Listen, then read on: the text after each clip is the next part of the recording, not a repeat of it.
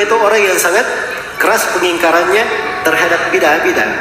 Karena itu Ali bin Abdus Salam ditanya tentang salaman, berjabat tangan selepas sholat subuh dan sholat asar. Jadi salam-salaman selepas sholat subuh dan sholat apa? Sholat asar. Apa jawaban Ali bin Abdus Salam? Kata beliau, al-musafahat uqbas subhi wal asri minal bidah. Salam-salaman atau bersalaman selepas sholat subuh dan sholat asar itu terhitung bidah. Dari mana antum tahu? Dari mana? Nggak baca, cuma kata orang. Nah, cek ini kitabnya Ustaz ya. Saya heran kenapa Ustadz Wahabi, para petinggi-petinggi Wahabi yang ada di Indonesia ini sukanya berdusta, sukanya berbohong. Ingat ya Pak Ustadz, ingat, yang menyebabkan dosa itu bukan hanya bid'ah dalam pemahaman Anda. Bukan hanya bid'ah, tapi dusta, bohong itu sudah jelas.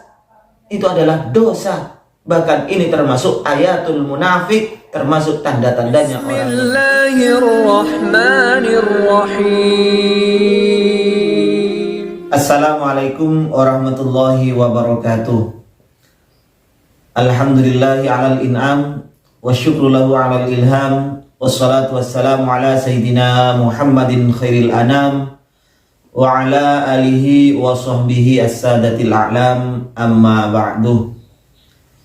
Sahabat-sahabat Aswaja yang dirahmati oleh Allah Subhanahu wa ta'ala yang kami hormati, kali ini saya akan membongkar kebohongan salah seorang Ustadz Wahabi.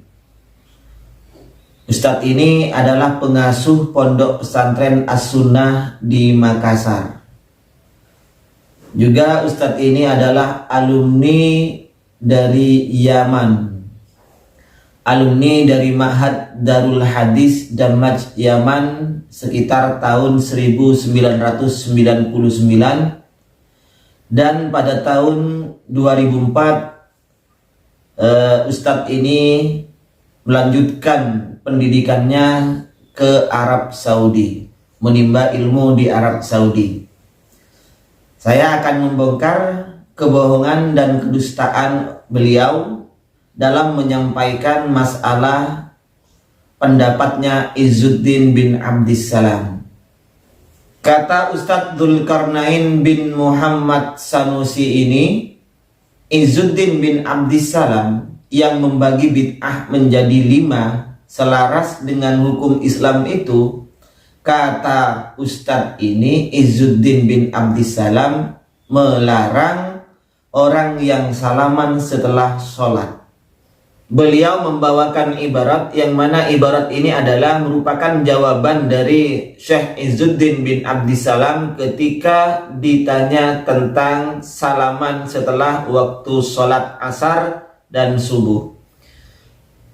Jawabannya adalah al-musafahatu aqibas subhi wal asri minal bid'ati, kata dia. Di kitab lain yang saya temukan di kitab Mawahibul Jalil itu adalah minal bid'ah, bukan bid'ati.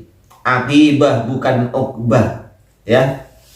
Pak Ustadz Dzulkarnain Muhammad Sanusi, benarkah Izzuddin bin Abdissalam itu menganggap bahwa salaman setelah sholat, selepas sholat ini adalah bid'ah? Dalam tanda kutip bid'ah sebagaimana yang ada di benak orang-orang Wahabi, yaitu bid'ah sesat.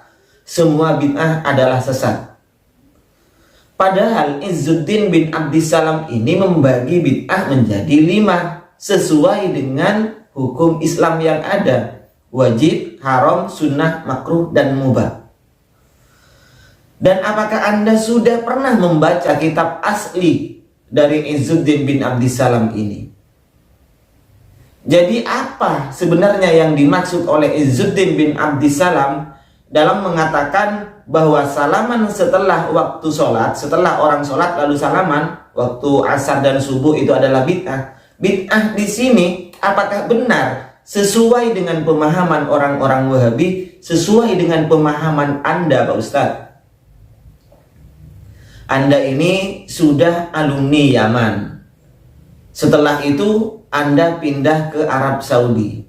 Jadi seharusnya kapasitas Anda dalam bidang keilmuan itu tentunya tidak diragukan lagi.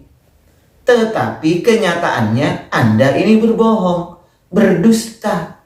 Menyampaikan ini di hadapan jamaahnya, ternyata Anda itu membacanya hanya sepotong-sepotong, tidak meninjau kitab-kitab beliau yang lain. Kenyataannya Anda ini gagal paham terhadap pendapatnya Izzuddin bin Abdissalam. Kenapa saya mengatakan Anda ini gagal paham, Pak Ustadz? Baik, saya akan bongkar kebohongan Anda, kedustaan Anda dengan kitabnya beliau, dengan kitabnya Syekh Izzuddin bin Abdissalam sendiri. Pak Ustadz Dzulkarnain Muhammad Sanusi, Anda lulusan Yaman, Anda lulusan Arab Saudi. Silahkan buka kitabnya. Saya lebih baik berhadapan dengan orang-orang yang semacam Anda, yang mengerti tentang tata bahasa Arab, mengerti tentang banyak kitab. Silahkan buka Pak Ustadz. Dalam kitab Qawaidul Kubra Al-Mausum bi Qawaidil Ahkam li Islahil Anam, silahkan buka juz 2 halaman 137. Penerbitnya Darul Qalam. Silahkan dibuka Pak Ustadz. Beliau Syekh Izzuddin bin Abdissalam menjelaskan walil bidai al-mubahati amsilatun. Bid'ah yang dimubahkan itu banyak contohnya. Karena dari awal Izzuddin bin Abdissalam ini menjelaskan bid'ah yang diharamkan, ini contohnya. Bid'ah yang diwajibkan, ini contohnya. Bid'ah yang disunahkan, ini contohnya. Bid'ah yang makruh, ini contohnya. Kemudian beliau memberikan contoh bid'ah yang mubah. Jadi walil bidai al mubahati, termasuk dari bid'ah yang diperbolehkan, amsilatun, itu banyak contohnya. Di antaranya adalah al musafahatu aqibas subhi, salaman setelah waktu subuh, wal asri, dan waktu asar. Jadi Izzuddin bin Abdissalam ini menggolongkan contoh bid'ah mubahah, bid'ah yang diperbolehkan adalah seseorang ketika bersalaman setelah waktu asar, bersalaman setelah kita selesai menunaikan ibadah sholat subuh, kita salaman, ini adalah bid'ah. Tetapi ini masuk bid'ah al-mubahah, bid'ah yang diperbolehkan. Jadi Anda sudah gagal paham, dan paham Anda gagal dalam memaknai, dalam mengartikan pendapat Izzuddin bin Abdissalam bahwa salaman sehabis sholat asar dan subuh ini adalah bid'ah. Padahal bid'ah salaman itu maksudnya Izzuddin bin Abdissalam adalah al-bid'ah al-mubahah, termasuk bid'ah yang diperbolehkan. Di bawahnya Izzuddin bin Abdissalam mengatakan memang ulama berbeda pendapat. Ada yang menggolongkan, kata Izzuddin bin Abdissalam ini, ada yang menggolongkan bahwa salaman setelah waktu sholat ini adalah minal bid'il makruhati, termasuk bid'ah yang dimakruhkan. Sebagian lain ulama, kata Izzuddin bin Abdissalam, ini digolongkan sebagai minas sunan, termasuk dari sunnah-sunnah yang sudah dilaksanakan sejak zaman Rasulullah Shallallahu Alaihi Wasallam. Silakan cek ini kitabnya, Ustaz. Jadi ulama ada dua pendapat dalam masalah ini. Izzuddin bin Abdissalam sendiri memberikan contoh, menggolongkan bahwa salaman setelah sholat ini adalah bid'ah mubahah. Kemudian Izzuddin bin Abdissalam di bawahnya membagi lagi, artinya menggolongkan ada dua pendapat ulama. Paling mentok salaman setelah sholat itu adalah bid'ah makruhah, bid'ah yang makruh, bukan haram.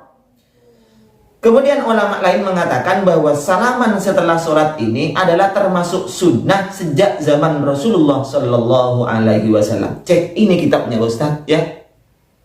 Saya heran kenapa ustadz-ustadz Wahabi, para petinggi-petinggi Wahabi yang ada di Indonesia ini sukanya berdusta, sukanya berbohong. Ingat ya Pak Ustadz, ingat, yang menyebabkan dosa itu bukan hanya bid'ah dalam pemahaman Anda. Bukan hanya bid'ah, tapi dusta, bohong, itu sudah jelas.